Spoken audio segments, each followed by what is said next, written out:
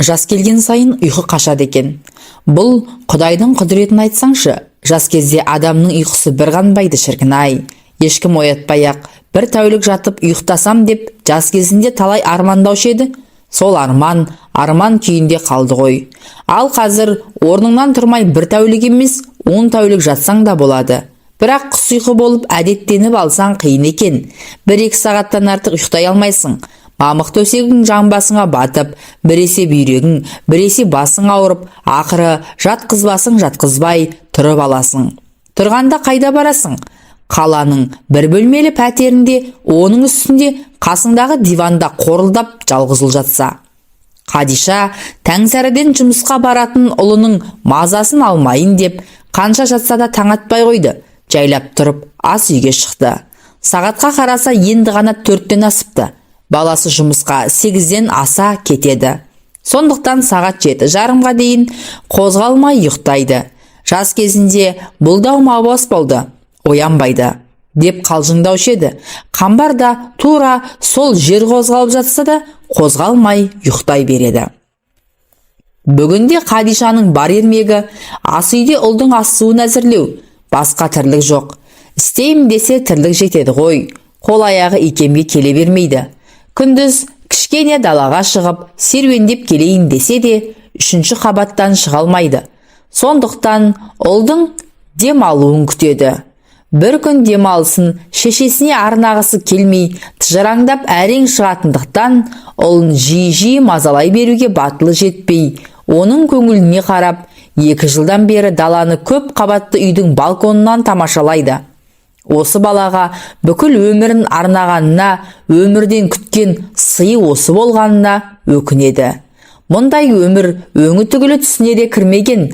Бұлай боларын білгенде ел сияқты 2-ші байға тиіп, бірнеше бала туып, қазір әр баланың үйінде шапқылап жүрер еді ғой. Шешесі жарықтық, 10 жақты бала туған, өлгенше ауырдым деп жатып көрмепті.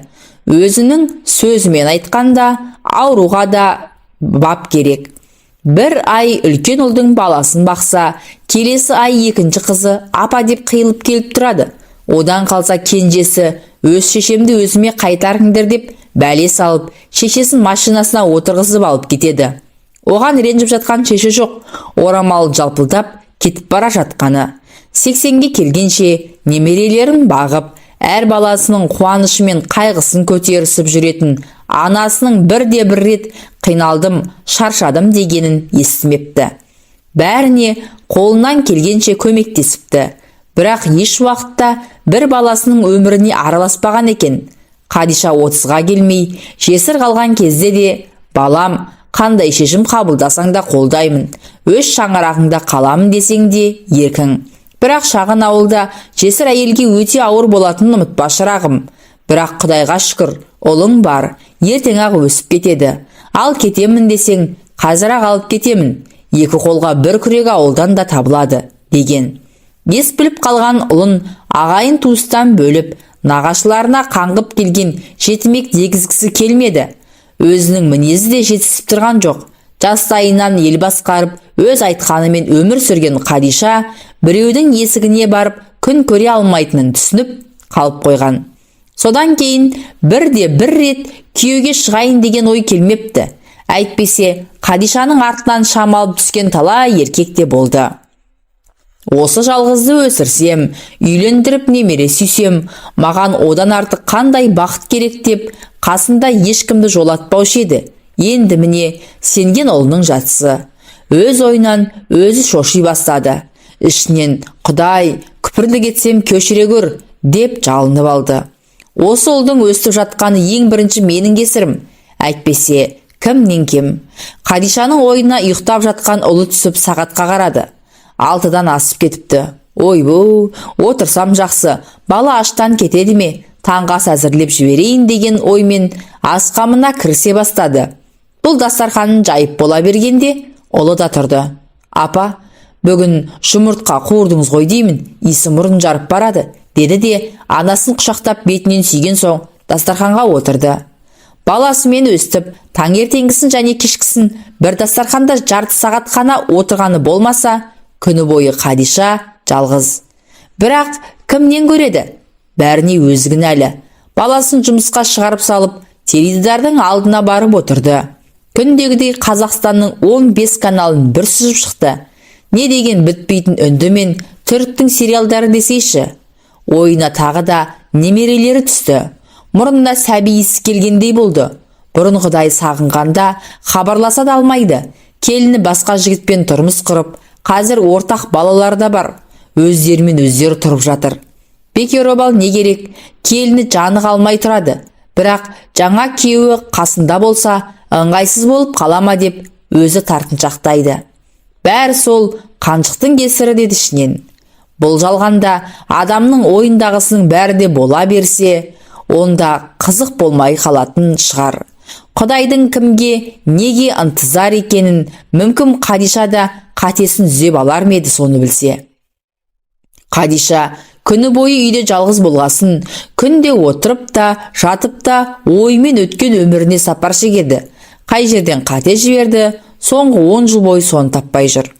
Жалғыз ұлы қамбар мектепте оқып жүргенде-ақ сол бәлекетпен жүре бастады. Бала махаббат қой деп онша мән бермеген. Кім алғашқы махаббатына үйленіп жатыр дейсің? Бірақ сол қызды су қаны сүймейтін, басында баламды қызғанып жүрген жоқпын ба деген ой келетін. Мүмкін ауылдың қарапайым қыздарымен жүрсе, дәл мұндай жек көру сезімі тумас па еді қайдам. Айнұр мектепке ернін қып-қызыл етіп бояп, кірпігіне бақырайтып, сүрме жағып, қып-қысқа белдемше киіп, мені көрдіңдер ма деп бұралаңдап жүретін о бастан-ақ бұған ұнамаған сияқты. Бір күні баласымен әңгімелесіп отырып, жүріп жүрген қызы туралы сұрады. Апа, мен Айнұрды қатты жақсы көремін. Мектеп бітіргесін үйленеміз деп шештік, деді. Шалқасынан құлап қала жаздаған Қадиша. Балам-ау, кім сендерді үйлендіреді? 18 жасқа келген жоқсыңдар. Сен мектепті 16 жасыңда бітіресің. Кем дегенде 2 жыл күтуің керек, деді сыр бермей. Қалаға оқуға кетсе, бірақ күнде Айнұрын ұмытып кететін шығар деп ойлады ішінен. Бірақ баласы мұның сөзін өзінше түсініп, мойнынан құшақтап. Апа, рахмет, 18 жасқа келісімен үйленеміз. Әйтпесе Айнұр деген сізді өзін жақтырмайды деп ойлап жүр. Ал мен оған сіздің қандай адам екеніңізді айтсам да сенбейді. Сізден қатты қорқады, деді. Қадиша өзін сол кезде ұстай алмай қалды. Қорықса неге ерін маймылдың көтіндей қылып қып-қызыл етіп бояп алады? Бесіктен белі шықпай жатып, сол қыздың шынымды айтса маған түк ұнамайтыны, деді. Сол кезде бәленің бәрі тілден екенін білген жоқ-ау. Баласы үндемей қалған. Одан кейін баласы мектеп бітіргенше қанша сұраса да Айнұр туралы бір сөз айтпайтын болды. Бірақ абысын ажындардан баласының сол Айнұрмен жүріп жүргенін, бұл жоқта үйге келіп кететінін жақсы білетін. Мектепте өтетін ата-аналар жиналысына барған сайын мұрны тәмпиген, бойы бір қарыс қатынды көрсе, Айнұрды көргендей болады. Амандық болса, тура 20 жылда қызы шешесінен аумай қалайын деп тұр. Ішінен тірі тұрсам сенің қызыңды алмасын деп ойлайтын. Баласы 11-ші сыныпты оқып жүргенде бір жиналыста Айнұрдың шешесі қызының оқуға түк ынтасы жоғын, сондықтан оқытпайтынын айтып қалды. Ішінен қуанған Қадиша қамбардың қызыл аттестатқа бітіріп, әкем сияқты агроном болам деген арманын білгендіктен Айнұрдан оңай құтылатынына сенімдеді. Мектепті бітіргенше оқуға кетемін деп жүрген ұлы Айнұрдың оқуға бармайтынын білгенсін, бармаймын деп қиғылық салды да қойды. Сонда Қадиша бар ашуын ішіне тығып, баласына 18 жасқа дейін не істейсің? Жоғары оқу орнына түсіп ал. Балам, кейін бала-шағаңды қалай асырайсың? Оқымаған, жұмысы жоқ жігітті Айнұр не істейді деп алдап-сылдап қалаға алып кетті-ау. Баласы оқуға түсіп, арқасынан бір жүк түскендей болған Қадиша емін-еркін өз жұмысымен айналыса бастады. Баласының қаланың қыжығы мен шыжығына бір батса, Айнұрды ұмытар деген ойы ақталмады. Баласына ақша салса болды, ауылға жетіп келеді де тұрады. Қадиша баласының бұл жүрісіне онша қынжыла қоймады. Өзі де жас болды, қалаға үйренгенше әл талай уақыт керек. Құдай қаласа 2-3 жылдан кейін балаңды трактормен сүйлеп келтіре алмайтын боласың ауылға, деді ішінен күліп. Бір күні көршісінен Айнұрдың күйеуге қашып кеткенін естіді. Ауылда бой жетіп отырған қызды жүргізіп қоя ма? Көрші ауылдың жігіт екен. 2 күннен кейін Алматыдан Қамбар келді. Жағы суалып, түрінен түр жоқ. Әбден жылағаны көрініп тұр. Баласының түрін көргесін Қадишаның да жаны ашып. Балам-ау, алғашқы махаббат деген осы. Менің білуімше алғашқы махаббатына үйленген адам жоқ-ау. Өмірің алда, әл талай қызға ғашық боласың, талай жүрегің ауырады. Бір күні өзіңнің тәлейіңе жазылған қызды алып отбасы құрасың, деді жұбатып. Апа, мен еш уақытта Айнұрды ұмытпаймын. Мен оны алып қашып кеткен жігіттің үйіне бардым. Бірақ Айнұр менімен кетуге келіспей қойды, деді. Ойбай-ау, күйеуі не дейді?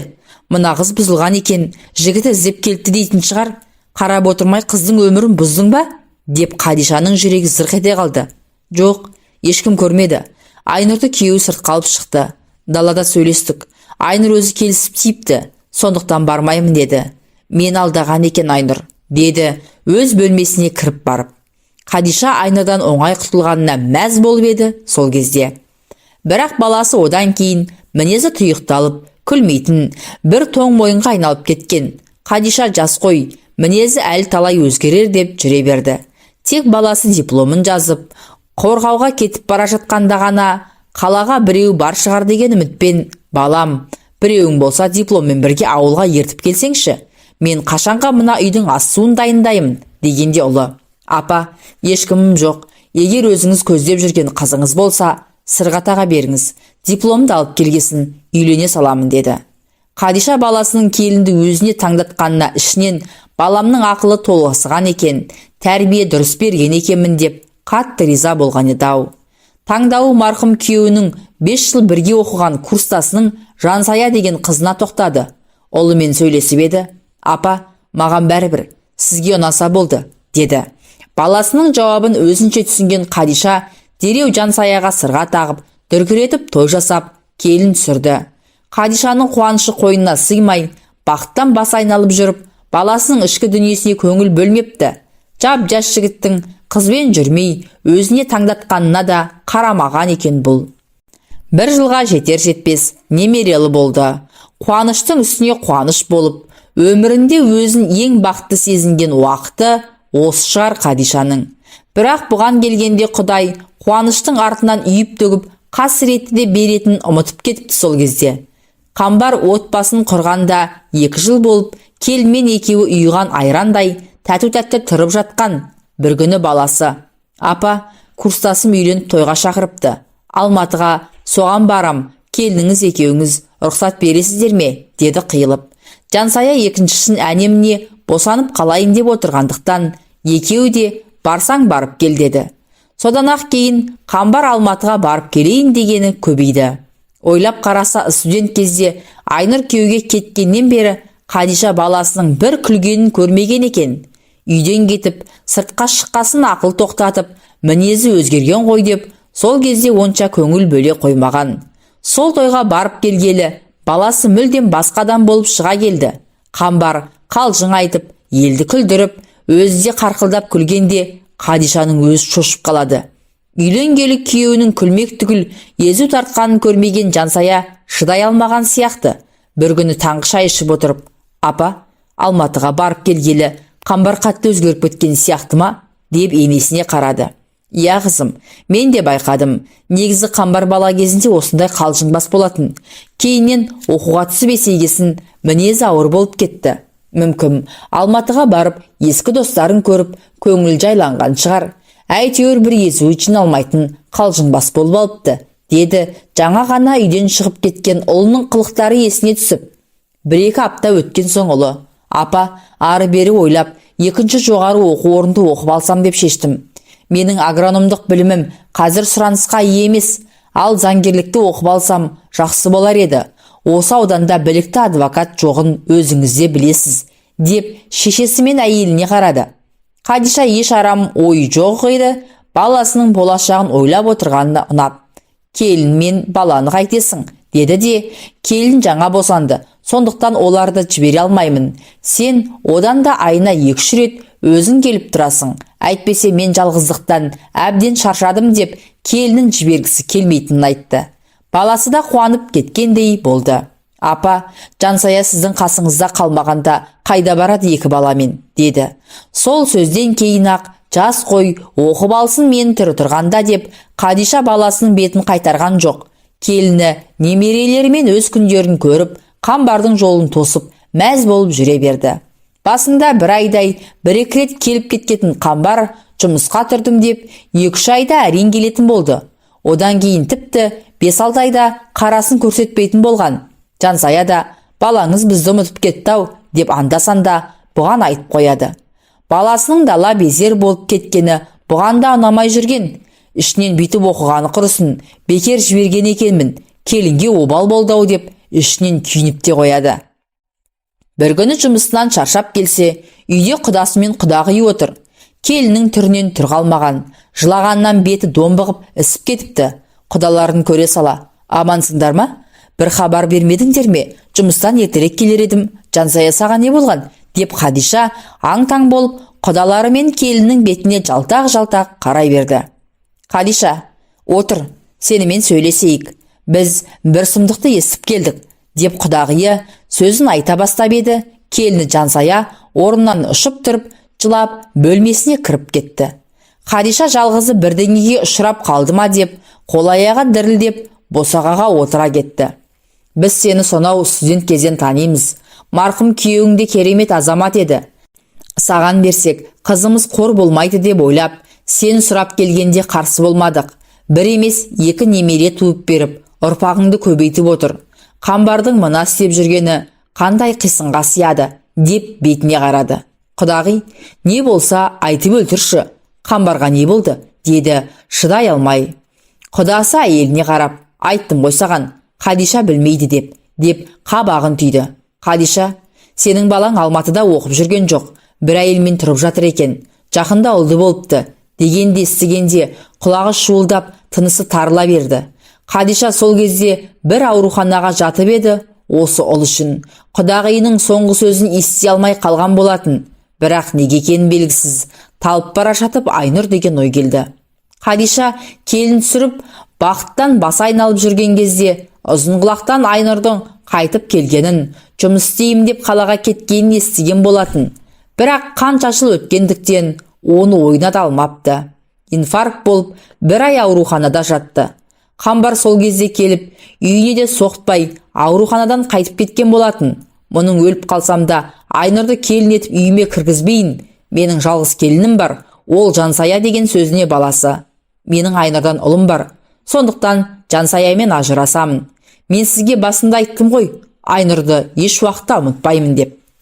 Бірақ сіз мені тыңдадыңыз ба? Жақсы көрмейтін Жансаяны алып келіп маған қосып қойдыңыз. Сіздің көңіліңіз үшін оған да көндім, бірақ енді көне алмаймын. Айнұрды қабылдасаңыз да, қабылдамасаңыз да Айнұрмен тұрамын, деп кетіп қалды. Бір қатын үшін анасын да, балаларын да, некелі жарын да тастап кете барды. Қадиша не істейді? Келінін сабырға шақырып, бір күні ақыл кірер, ана қатынның қандай екенін білгенде өзі-ақ қайтып келер деп, екеуі Қамбардың жолын бірнеше жыл тосты. Баласы қайырылмады.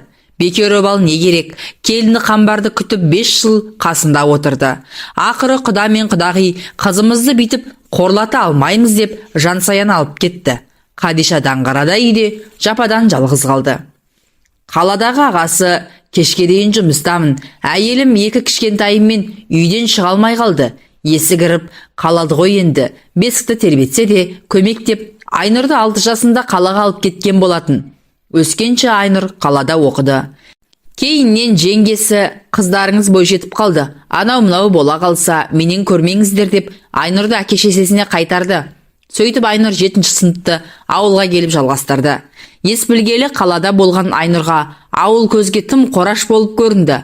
Аға жеңгесімен той-томалаққа ғана келіп кететін Айнұр ауылдағы адамдарда онша тани бермейтін. 1-ші қыркүйекте апасы мектепке ертіп апарады да 7-ші сыныптың оқушыларының арасына кіргізіп жіберді. Ауылда күнде жаңа оқушы келіп жатқан жоқ.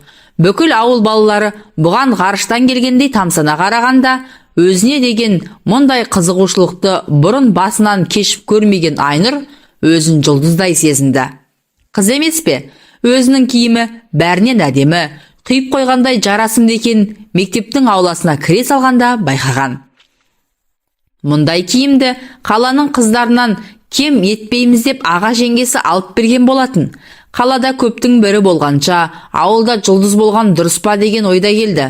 Алғашқы қоңырау соғылып, сыныптарына кіргенде мұғалім: «Ал, Айнұрды кімнің қасына отырғызамыз?» дегенде Қамбар: «Апай, менің қасыма отырсыншы», деп апайдың қасында тұрған Айнұрды қолынан жетектеп өзінің қасына отырғызған. Бұл кетәрі болмады. Қамбарды бір көргеннен ұнатты. Кейін Қамбар да өзін бір көргеннен ұнатқанын айтатын. Содан мектепті бітіргенше екеуі жұбын жазбай бір патарда отырды. Бәрі сырттарынан қыз жібекпен төлеген дейтін. Қамбарға бәрібір, Айнұр қасында болса болды, ешкімнің сөзінде шатағы жоқ. Ал Айнұр өзіне ақылы мен көркі сай жігіттің ғашық болып қалғанына шексіз бақытты еді. Барлық қыздың ішінен Қамбардың ниеті Айнұрға түскендіктен ауыл қыздары Айнұрды жақтырмайтын.